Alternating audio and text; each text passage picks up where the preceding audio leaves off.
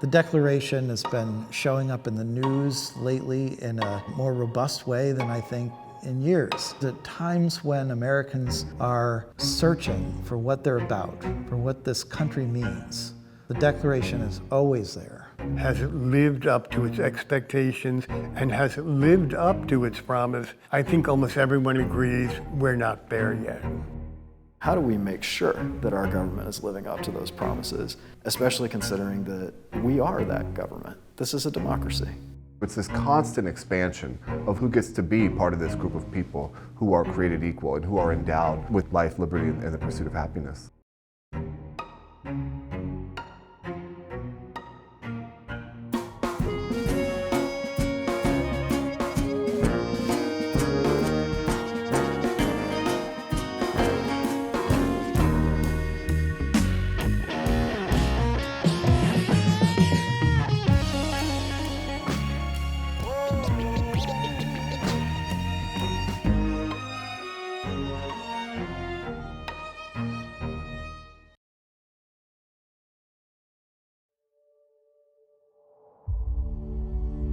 The question of who does the Declaration of Independence belong to really extends far beyond the nation state and the boundaries of what today we call the U.S. And that is something that is very important as we think about the place that immigrants have in our nation today and the broader impact abroad.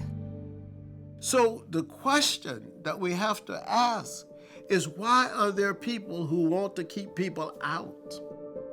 There is no United States without immigration. Ellis Island was operational from 1892 to 1954. And we do see in that era roughly 12 million immigrants entering the United States through that site. But it's also an era bookmarked by restriction.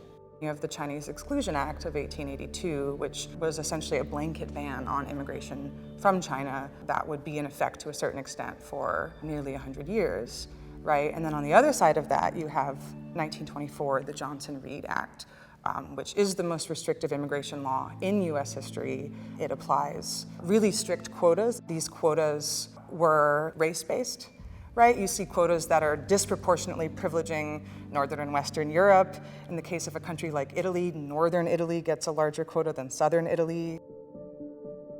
Many people like me are living in fear that there are now forces that have gained forces, like, who want to see a Christian nationalist perspective dominate. We need to come together and we need to build a better future for everybody involved, and we can address some of the insecurities that give rise to authoritarianism, give rise to people trying to exclude others from this broader canopy. Everyone, when they enter this country, comes in with that expectation that they'll be able to find safety, be able to find community, as we are a melting pot. And so there may be people that are like them already here. Who is American? Who is patriotic? Who gets to label? Who gets to define? We like to brand anyone who disagrees with us as un-American. And I think that just can't stand anymore.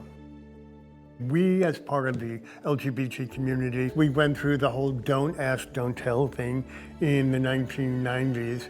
And now trans people, again, out of nowhere, are banned from serving in the military. The Declaration of Independence gives people, particularly collectively, tools for talking about rights, for talking about liberty, for talking about what government can and cannot do to them. That vocabulary, I think, is probably the most important element of the text for us today.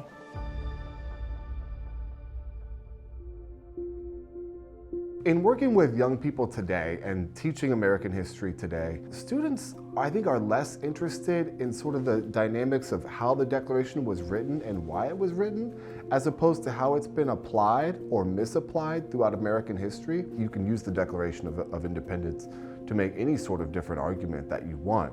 Some of those arguments, just like George Wallace in the 1960s, might revolve around ending some people's freedoms or civil rights based on the idea that their freedoms or civil rights might infringe upon your own. I think we should recognize that this experiment in America is still sort of worthwhile, the very subjects that it subjugated, the very individuals that it violated, still believe in its potential and to continue to not give up and make it better. The American dream. It is something that is inherently really beautiful and still very true. But sometimes it seems as though it's a bit harder, especially now. To make a nation means you've got to have a vision, and the vision is of a multicultural, pluralistic society moving toward a more perfect union. I think it would be a terrible mistake to put it down and relegate it to the past, or to imagine it as something that lives only on wrinkled parchment. We need to make it ours. Even if you may not feel a direct personal connection to the Declaration, you can feel a connection to the stories of its influence over time. You can see yourself in the people who have fought for their rights, the people who have protested, the people who have written their own declarations, the people who have used the words of the Declaration to fight for a better future.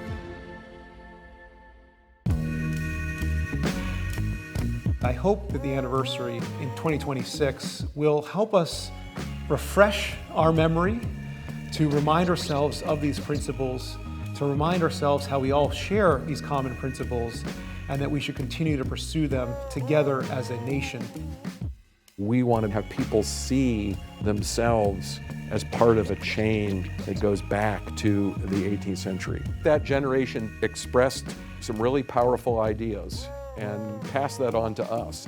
We wanted to explore that story for America's 250th, I think, as a way for us to feel a kind of emotional connection to that founding generation that hopefully connects with our lives today.